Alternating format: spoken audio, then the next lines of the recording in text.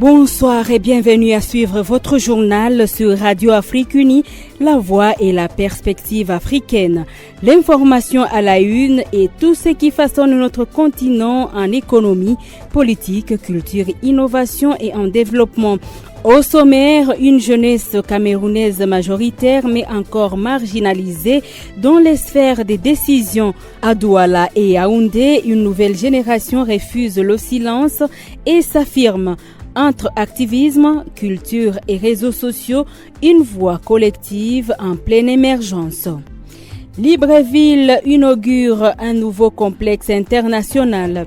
Oligui Nguema célèbre un an de mandat aux côtés de plusieurs chefs d'État africains.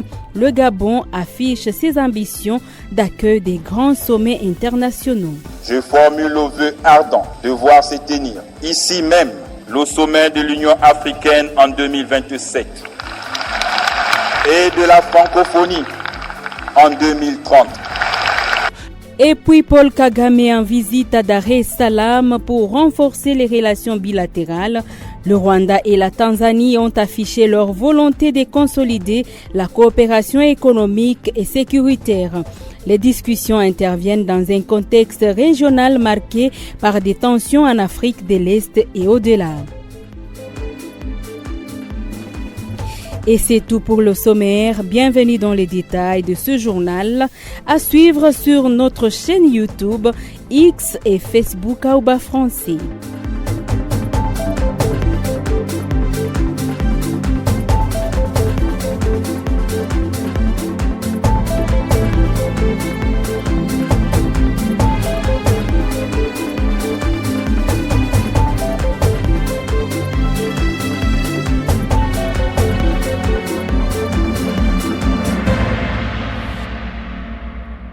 Commençons ce radio-journal par la liberté de la presse, mesdames et messieurs.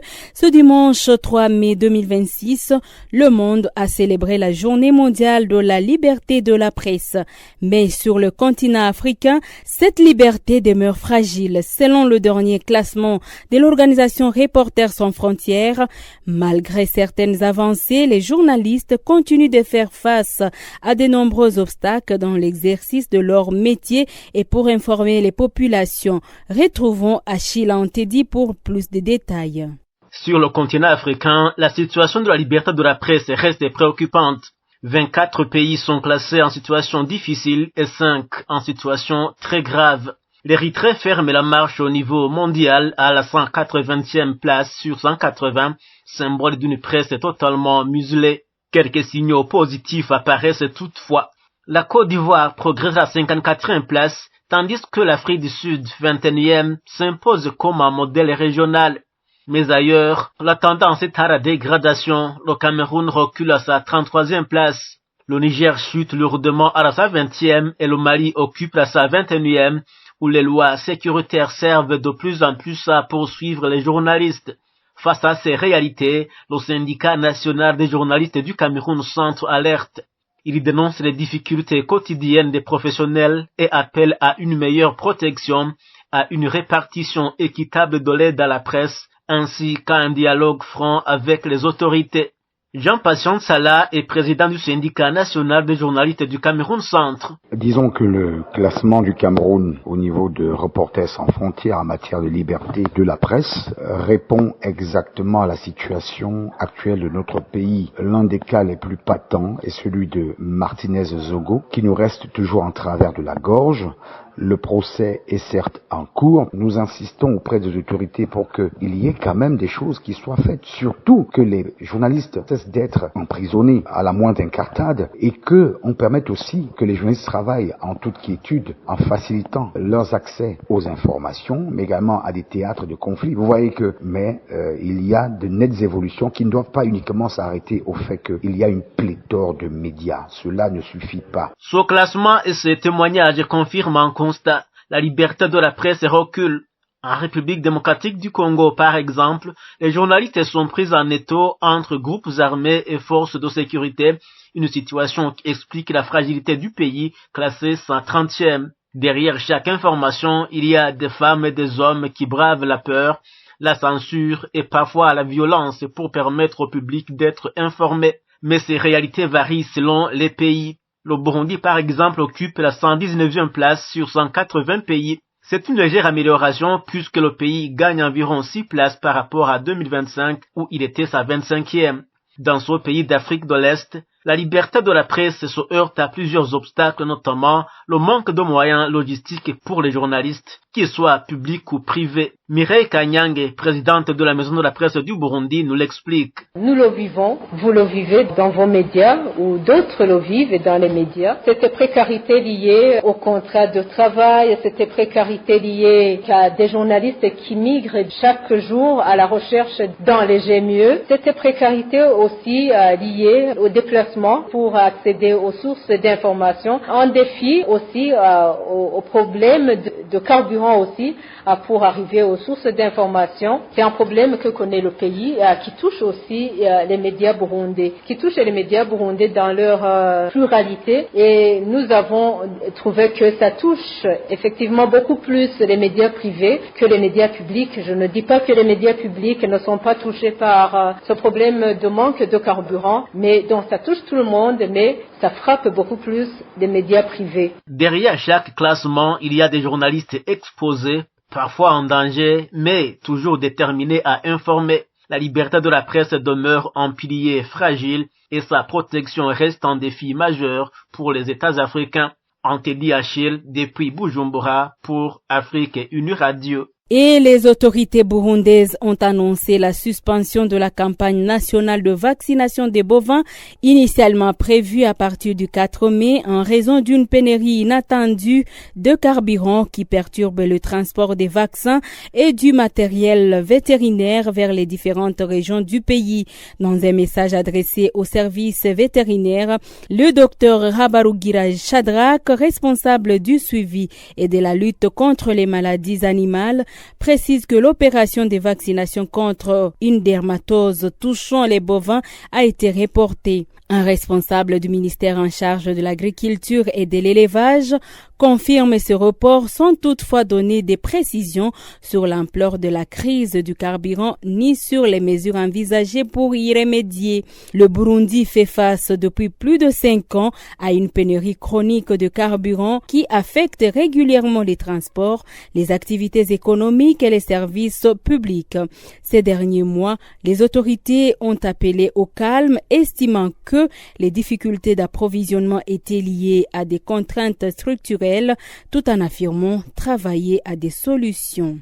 Sur un tout autre chapitre, à l'occasion du premier anniversaire de son investiture comme président élu, Brice Clotaire Oligui Nguema a procédé le 3 mai 2026 à l'inauguration d'un complexe dédié aux conférences internationales comprenant un palais des congrès baptisé Omar Bongo Ondimba. La cérémonie s'est déroulée en présence des 6 chefs d'État africains suivis du lancement de la première édition du Forum international de Libreville, un événement annuel consacré à l'innovation et au développement. Le nouveau palais des congrès a été construit sur le site de l'ancien édifice démoli en 2013 en raison de la présence d'amiante. S'exprimant à cette occasion, le chef de l'État gabonais a réaffirmé ses ambitions internationales, exprimant notamment le souhait d'accueillir à Libreville le sommet de l'Union africaine en 2027, puis celui de la francophonie en 2030.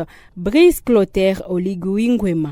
Je formule le vœu ardent de voir se tenir ici même le sommet de l'Union africaine en 2027 et de la francophonie en 2030.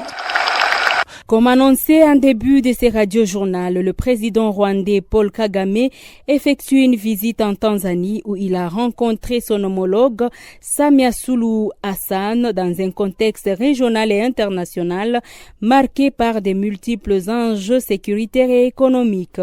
Au-delà des déclarations officielles mettant en avant des relations fraternelles, le bon voisinage et une longue histoire d'amitié, ce type de rencontre est généralement l'occasion l'occasion d'aborder des sujets plus sensibles. Parmi eux figure notamment la situation sécuritaire persistante dans l'est de la République démocratique du Congo, un dossier qui avait pesé sur les échanges entre Kigali et Dodoma lors de la précédente visite de Paul Kagame en avril 2023. À l'issue de l'entretien, la présidente tanzanienne a rappelé l'importance stratégique de son pays pour l'économie rwandaise, indiquant que près de 70% des importations du Rwanda transitent par le port tanzanien. Elle a aussi souligné que les échanges commerciaux entre les deux pays ont atteint environ 644 milliards de shillings tanzaniens, soit près de 250 millions de dollars au cours de l'année écoulée. Le président béninois Patrice Talon a validé une nouvelle vague de promotions au sein des forces armées béninoises. 34 élèves officiers d'active changent de grade, une étape clé dans leur progression professionnelle.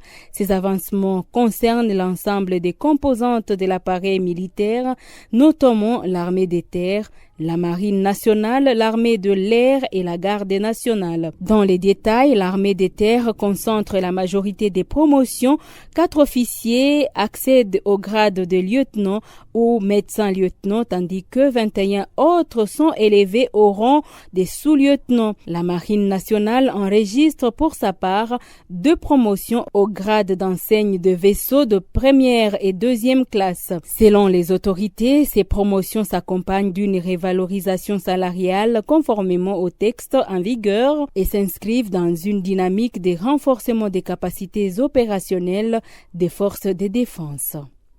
À Casablanca, le marché sénégalais, au lieu de la vie communautaire subsaharienne, est menacé de destruction imminente dans le cadre d'un projet d'aménagement urbain. Situé près de l'ancienne Médina, ce marché informel rassemble chaque jour entre 300 et 400 commerçants, majoritairement originaires d'Afrique de l'Ouest et centrale, qui y proposent des produits alimentaires, des tissus et des spécialités culinaires de leur pays d'origine. Cette perspective suscite une vive inquiétude parmi les travailleurs concernés qui redoutent de perdre leur principale source de revenus en l'absence de solution de relogement. Au Maroc, plusieurs voix s'élèvent pour appeler les autorités à trouver une alternative inclusive afin de préserver cet espace devenu un symbole de la diversité culturelle et du vivre ensemble. Dans le nord-est de la République démocratique du Congo, plusieurs civils sont retenus en otage depuis le 1er mai par les rebelles de Forces démocratiques alliées ADF, un groupe armé affilié à l'organisation État islamique. Les enlèvements ont eu lieu à Lissoma, dans le territoire de Mambasa, en Ituri. Si le bilan précis reste difficile à établir, des sources coutumières évoquent plusieurs dizaines de personnes kidnappées. Selon la société civile, les assaillants ont également procédé au pillage de récoltes dans les zones agricoles environnantes. Les localités de Kanana, Letakredi, Mikingi et Mapendo sont détruites, comme particulièrement exposées en l'absence de présence militaire signalée ces derniers jours. Face à cette situation, les organisations locales appellent les habitants à redoubler de vigilance. Depuis le début de l'année, plus de 400 enlèvements ont été recensés en Ituri. Ces actes s'inscrivent dans un contexte d'élargissement des zones d'opération des ADF. Des sources militaires évoquent des cas de recrutement forcé, tandis que des chercheurs soulignent une dimension économique croissante, les ravisseurs exigeant désormais des rançons auprès des familles des victimes. Au Moyen-Orient, dans un contexte de conflit régional impliquant plusieurs fronts, Benjamin Netanyahou affiche une ligne plus ferme et poursuit les renforcements des capacités militaires israéliennes. Le dimanche 3 mai, le Premier ministre a confirmé l'achat des nouveaux avions de combat auprès des États-Unis tout en présentant un programme ambitieux de modernisation destiné à accélérer la montée en puissance stratégique du pays. Parallèlement à ces renforcements de coopération militaire avec Washington, le chef du gouvernement israélien entend aussi réduire la dépendance extérieure en matière d'armement. Il a ainsi annoncé un investissement d'environ 350 milliards de shekels, soit près de 100 milliards d'euros sur 10 ans pour développer une production nationale de munitions et d'avions de combat. Au Cameroun, les mouvements des jeunes se multiplient, qu'il s'agisse de 1000 jeunes pour les changements ou encore The Okowelia, un think tank camerounais fondé en février 2020 par Jacques Jonathan Nyemba. Celui-ci regroupe des professionnels et des jeunes leaders du Cameroun et de sa diaspora autour des enjeux de gouvernance, de leadership et de transformation économique. Tous refusent désormais de se taire. Activisme, engagement citoyen, création artistique et réseaux sociaux, une nouvelle génération élève la voix. Reportage avec Elisabeth Hassen, notre correspondante au Cameroun. Donc la jeunesse d'aujourd'hui était... À Douala et à Yaoundé, la jeunesse camerounaise sort du silence. Les gens qui nous dirigent ont 90 ans, certains vont même vers la tombe. Cet engagement, c'est de montrer que nous sommes en vie. Et que nous ne sommes pas complices et qu'il se passe autour de nous. Ernest Oyene, jeune acteur de la société civile, consultant en développement local et leader du mouvement 1000 jeunes pour le changement, fait partie de cette génération qui refuse de rester spectatrice. Nous ici, par exemple, ne sommes pas tous du même parti, mais il y a une chose qui nous unit, l'envie de changer, le projet d'aller aux élections. Il y a encore une chose qui nous unit, enlever les barrières qui nous empêchent de nous exprimer. Quand j'aurai des problèmes pour avoir les certs de naissance, il y aura le même problème de l'OMP, il y aura le même problème de l'MSC. Au moins, ils peut s'entendre et parler d'une même voix. C'est ça qu'on a les différents. Je pense qu'il n'y a jamais eu ça avant à un moment donné. Parce que généralement, je ne parle de coalition pour voir qui sera le président de l'opposition, qui sera le candidat unique de l'opposition. Nous, on n'est pas dans cette logique-là. Notre génération est dans une génération où on veut des jeunes qui veulent que les règles du jeu soient les mêmes pour tous. Si on dit que c'est le carton vert, que pour les personnes c'est le carton vert. Comme beaucoup d'autres jeunes, il a longtemps eu le sentiment que les décisions importantes se prenaient loin de lui. Le certificat de nationalité, on peut le faire. Ouais, c'est là-bas. Même si on bloque ici, au parquet, en ville, on peut partir en fou. Une fois par mois à Yaoundé, dans un stade du quartier Emombo, après une séance de sport, une trentaine de jeunes du mouvement forment un cercle. Ils viennent de différents partis politiques. Pas de tribune, pas de micro, la parole circule librement. Judikaël Kenfak, membre de l'organisation du mouvement patriotique, un parti de l'opposition créé par Léon Teller Onana, partage son expérience. Lorsqu'on est un élément dangereux pour le régime, forcément on reçoit des coups. Et des coups on en reçoit tous les jours. On essaie de nous impressionner avec une force. Ils ont essayé de blanchir ça avec l'arrivée du pape. On a très bien vu que c'était du baume, mais un très mauvais baume, parce que le baume ne soigne rien du tout. Et ce n'est pas une prière qui viendra résoudre les problèmes des Camerounais. Arnaud Manga, quant à lui, représente le mouvement pour la renaissance du Cameroun de Maurice Kamto. C'est lui qui anime ce jour ses camarades à travers une séance de coaching politique. Attention, attention! C'est comme un cri de guerre, un cri de ralliement. Lorsque vous allez démarcher même pour être candidat, il va falloir que psychologiquement, vous affrontez les obstacles administratifs. Parce que les obstacles, il y en aura. Avant les pièces juridiques, si on entre dans ces pièces juridiques, on peut écrire des thèses de doctorat sur ça. Les administrations éliminent systématiquement des candidatures des conseils municipaux. Les échanges portent sur les stratégies de candidature, la transparence et la participation citoyenne. Tous ces jeunes n'ont qu'une seule vision, provoquer le changement, explique la cofondatrice des Okelians. Ce qu'on essaye de faire et qui n'est pas facile, c'est effectivement de déployer des activités, d'être assez constant dans ce qu'on fait et à chaque fois d'aider plus de personnes. Et à la fin, à travers nos actions, notre présence aussi sur les réseaux, parce qu'il faut communiquer aussi pour être finalement connu. Et surtout, il faut porter les valeurs et ces valeurs doivent vraiment transparaître dans tous les programmes qu'on déploie. On sent qu'il y a de la rigueur, du sérieux, surtout beaucoup d'éthique. Chacun l'exprime en fonction de ses talents et de ses connaissances. À PK19, un quartier de la capitale économique, un studio imposant attire les regards. À l'intérieur, un artiste peintre plasticien engagé termine une œuvre aux couleurs vives. Tandis que Jean-David Cotte, artiste plasticien de renommée internationale, nous propose une visite guidée. On voit un peu par exemple ce qui se passe aux États-Unis avec ICE. Ces tableaux racontent les fractures sociales, mais aussi les espoirs d'une génération. Pour lui, l'art est une autre forme de prise de parole. Nous sommes dans un monde aujourd'hui, mais en particulier au Cameroun, où on a tué la sensibilité, on a tué l'émotion créative, où aujourd'hui tout n'est que calcul. Et du coup, on passe à côté de beaucoup de choses. Pour nous, en tant qu'artistes, nous sommes là pour essayer d'éveiller la population vers le sens de la sensibilité. Il n'y a plus de Cameroun, il faut reconstruire un nouveau Cameroun avec de nouvelles idéologies. Je ne suis pas de ceux qui pensent qu'il faut colmater ce qui est déjà gâché. Parce que je pense qu'à l'heure actuelle où nous nous trouvons, nous devons reconstruire tout.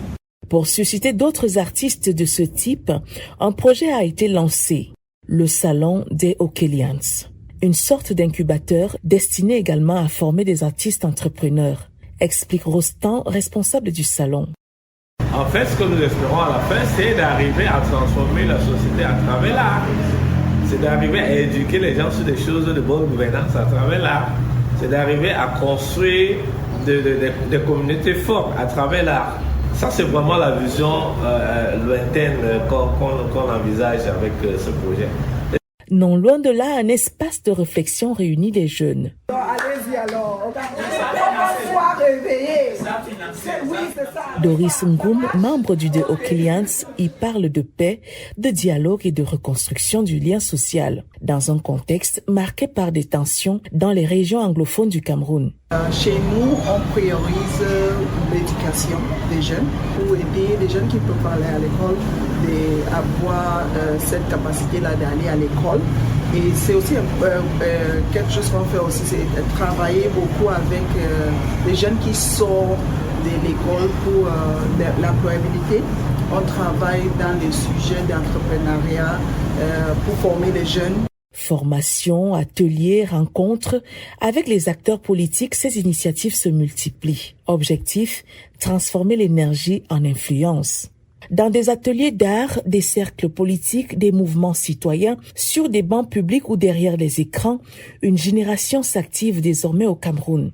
Elle doute parfois, se cherche encore, mais avance. Et dans le bruit constant des villes camerounaises, une autre voix s'impose peu à peu, plus plurielle, plus créative, plus structurée, à l'approche des prochaines échéances électorales, pour que plus jamais on ne décide sans elle. Elisabeth Hassen, à Yaoundé, pour Aoba.